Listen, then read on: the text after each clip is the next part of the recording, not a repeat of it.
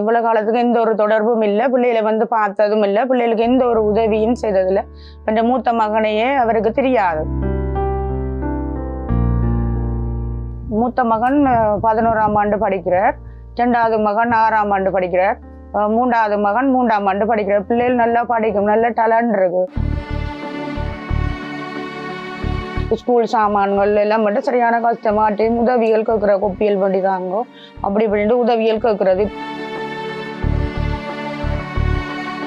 ஸ்கூல்ல சமைச்சுதான் உங்களுக்கு சாப்பாடுலாம் கொண்டு வந்து தருவா.